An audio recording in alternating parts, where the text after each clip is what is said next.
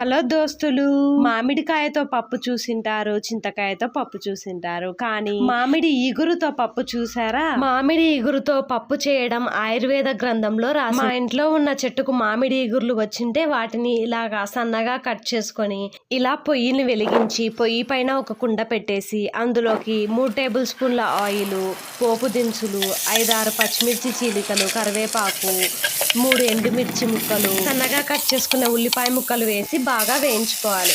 ఇప్పుడు ఒక టమాటో ముక్కలు, ఇప్పుడు కట్ చేసి పెట్టుకున్న మామిడి ఇగురును వేసుకొని మరొకసారి బాగా వేయించుకోవాలి. ఇప్పుడు ఇందులోకి చిటికెడంత పసుపు వేసుకొని మరలా ఒకసారి కలుపుకోవాలి. పొయ్యి మీద చేస్తున్నాం కాబట్టి పప్పు మరింత కమ్మగా ఉంటుంది. ఇప్పుడు ఇందులోకి ఉడికించి పెట్టుకున్న కందిపప్పును 1 కప్పు వరకు వేసుకోవాలి. ఒకసారి కలుపుకొని రుచికి సరిపడినంత ఉప్పు వేసుకొని బాగా కలుపుకుంటే ఎంతో టేస్టీగా ఉండే మామిడి ఇగురు పప్పు రెడీ అయిపోయింది. నచ్చితే ఒక లైక్ కొట్టండి.